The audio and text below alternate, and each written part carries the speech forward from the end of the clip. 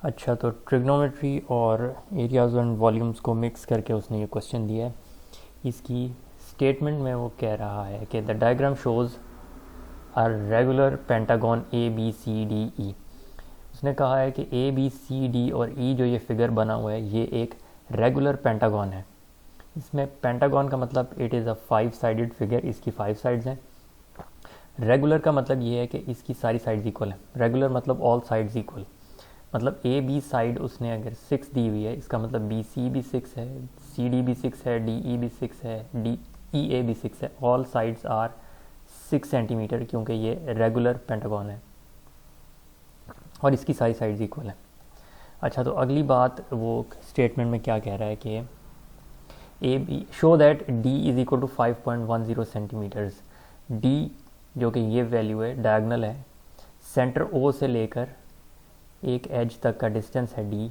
ये वो कह रहा है show that this is 5.10 centimetre. अब इसको हम कैसे शो करेंगे? इसके लिए हमें ऑब्वियसली थोड़ी सी ट्रिग्नोमेट्री लगानी पड़ेगी। हमें राइट एंगल ट्राइंगल चाहिए होंगी, हमें कुछ एंगल्स चाहिए होंगे। तो मैं ये फिगर आउट करता हूँ कि ये वाला अगर एज बी मैं सेंटर के साथ ज्वाइन कर दूँ तो इसकी लेंथ भी डी ही होगी, क्योंकि ये रेगुलर पेंटागन है। तो इसके सेंटर से सारे एजेस तक का distance that will B D, क्योंकि इसकी ऑल साइड्स आर इक्वल। इसके सेंटर से सब एजेस तक का डिस्टेंस जो है that will be equal, that will B D. तो इसलिए अब मैं ये वाला एंगल फिगर आउट कर सकता हूँ इस ट्राइंगल के अंदर, टॉप वाला एंगल, क्योंकि कंप्लीट एंगल जो है वो 360 डिग्री होगा। 360 डिग्री कंप्लीट रोटेशन का एंगल होता है। तो कंप्लीट रोटेशन 5 पार्ट्स में डिवाइड है। एक ये वाला पार्ट, 2, 3, 4 और 5। तो 5 पार्ट्स में 360 को डिवाइड किया हुआ है। तो इससे मैं एक पार्ट की वैल्यू कैलकुलेट कर सकता हूँ, जो कि होगी, इसको भी मैं रिमूव कर दूँ, 360 डिवाइडेड बाय 5।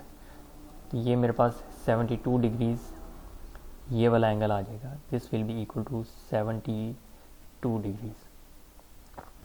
अच्छा, अगली चीज़ अब मैंने कैलकुलेट करना है डी। तो मुझे राइट एंगल ट्राइंगल चाहिए होगी। ये एंगल मैंने कैलकुलेट कर लिया हुआ है, 72 डिग्री है। बॉटम साइड बेस मुझे गिवन है। मैंने ये स्लांटिंग जो सेंटर से लेकर एज तक की लेंथ है ये मैंने कैलकुलेट करनी है। इसके लिए मैं एक राइट एंगल ट्राइंगल बना सकता हूँ ताकि मैं ट्रिग्नोमेट्रिक रेशियोज अप्लाई करूँ। सेंटर से मैं ये एक एज एक साइड की एक सेंटर तक मैं ये ज्वाइन कर देता हूँ लाइन लगा के। तो ये बन जाती है एक राइट एंगल ट्राइंगल।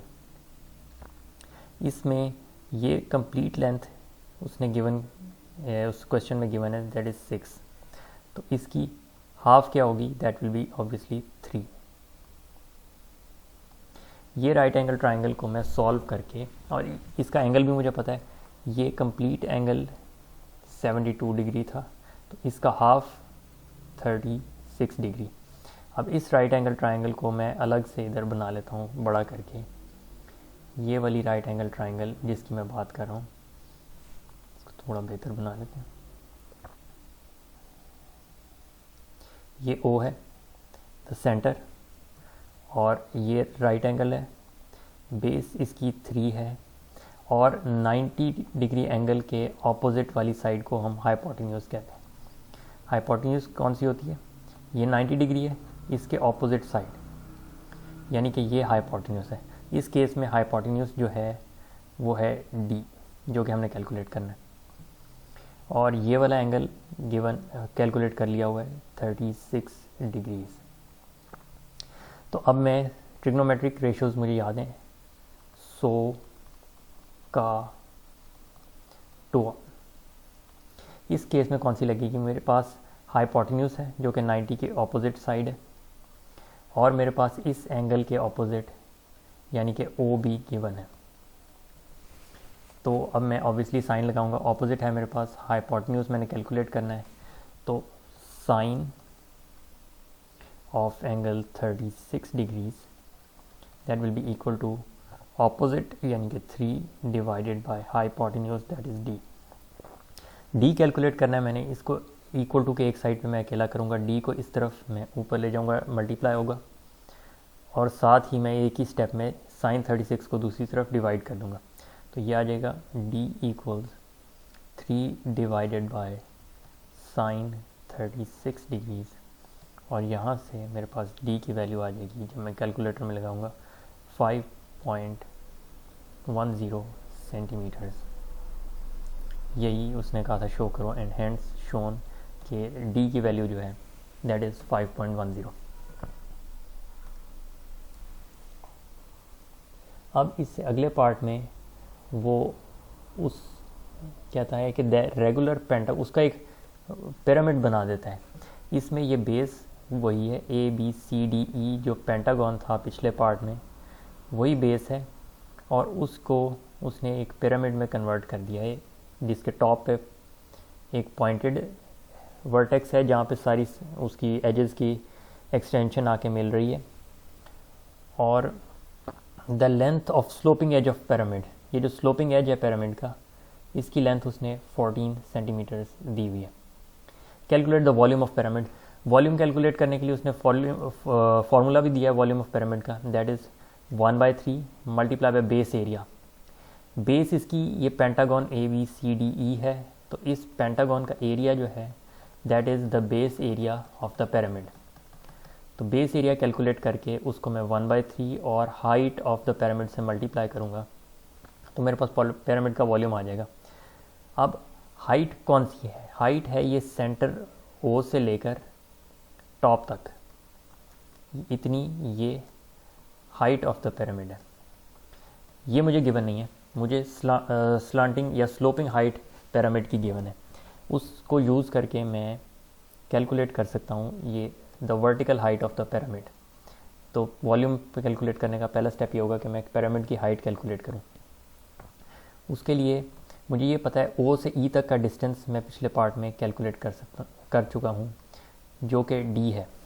अगर मैं वापस जाऊँ उस पार्ट पे, तो ये जो ओ से ई तक का डिस्टेंस है दैट इज़ ऑब्वियसली डी, और ये मैं कैलकुलेट कर चुका हूँ, that is equal to 5.10 centimetres. तो अब ये डिस्टेंस मेरे पास है 5.10, ये वाले स्लांटिंग या स्लोपिंग एज का डिस्टेंस मेरे पास है 14 लेंथ है।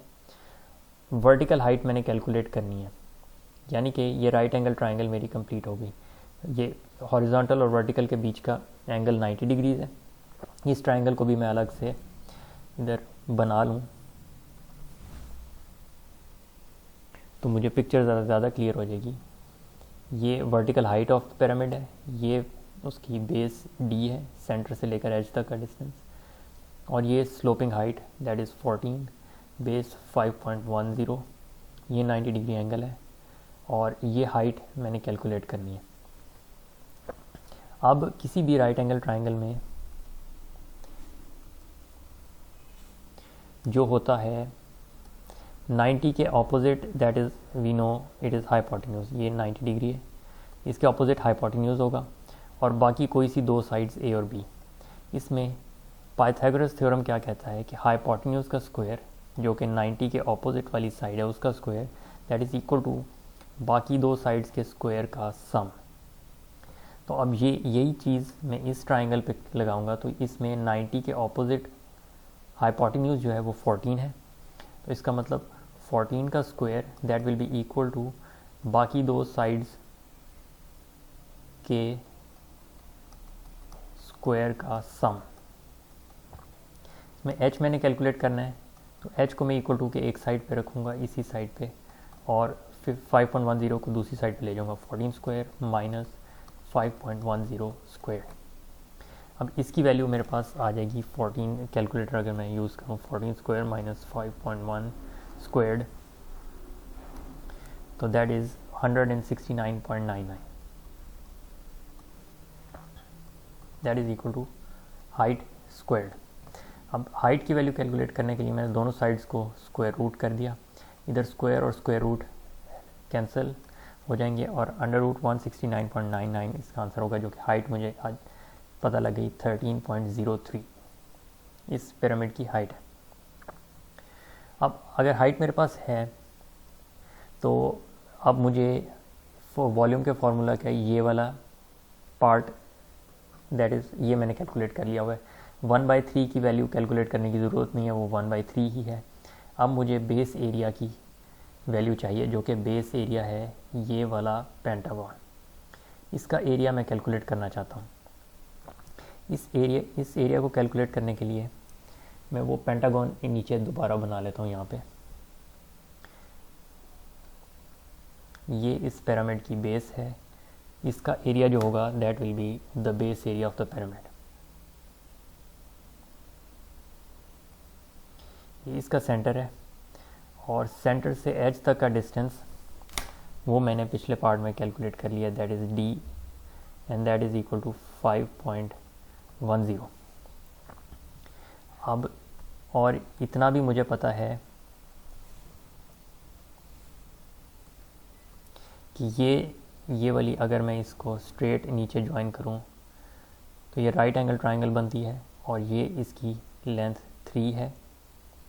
तो I can calculate this height.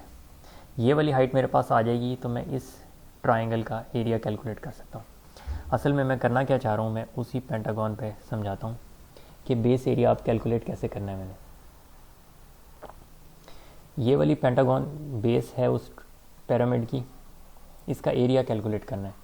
इसमें अगर मैं इस ट्रायंगल का एरिया कैलकुलेट कर लूँ तो इस तरह की इसके अंदर 5 ट्रायंगल्स हैं, 1 2 3 4 एंड 5। तो एक ट्रायंगल का एरिया मेरे पास आ जाएगा, तो बाकी उसको मैं 5 से मल्टीप्लाई कर लूँगा तो कंप्लीट पेंटागन का एरिया आ जाएगा। तो इस ट्रायंगल का एरिया कैलकुलेट करने के लिए मुझे चाहिए इस ट्रायंगल की हाइट जो कि ये है, और ये कैलकुलेट होगी। ये राइट एंगल ट्रायंगल है, ये वाला पार्ट इसका 3 है और डी जो है वो 5.10 है। तो अब मैं ये इसको मैं आर कह दूँ तो आर साइड में कैलकुलेट कर सकता हूँ। वो कैसे, using the same Pythagoras theorem. ये है 5.10, ये आर मैंने कैलकुलेट करनी है और ये 3, ये 90 डिग्री एंगल है तो 90 के ऑपोजिट ये हाइपोटेन्यूज है 5.10। 5.10 का स्क्वायर दैट इक्वल्स 3 का स्क्वायर प्लस आर का स्क्वायर। अब यहाँ से आर की वैल्यू मेरे पास आ जाएगी 5.10 square minus 3 square under root. मैंने वो सारे स्टेप एक ही स्टेप में कर दिए हैं। तो इसकी कैलकुलेटर में मैं अगर वैल्यू प्लेस करूँगा -3 स्क्वायर इक्वल्स 4.12 मेरे पास आर की वैल्यू आ जाएगी। 4.12 सेंटीमीटर्स इज़ आर। तो अब मेरे पास इस ट्रायंगल का एरिया मैं कैलकुलेट कर सकता हूँ। इसको मैं ज़रा नीट करके दोबारा से बना लेता हूँ।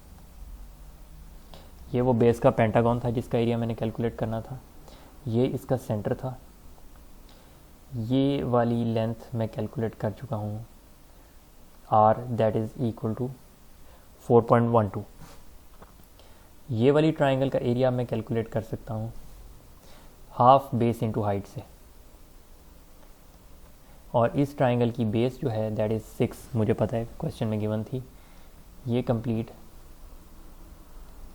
6 है। ये हाइट मैं आर कैलकुलेट कर चुका हूँ 4.12। तो मैं इस ट्रायंगल का एरिया कंप्लीट कैलकुलेट करने के लिए लगाऊंगा formula area is equal to half into base into height, और इससे मेरे पास इस ट्रायंगल का एरिया आ जाएगा दैट इज़ 12.37 सेंटीमीटर स्क्वायर। अब इसको मैं 5 से मल्टीप्लाई कर दूंगा तो क्योंकि 5 ट्रायंगल हैं इस पेंटागन के अंदर, तो कंप्लीट पेंटागन का एरिया मेरे पास आ जाएगा that will be equal to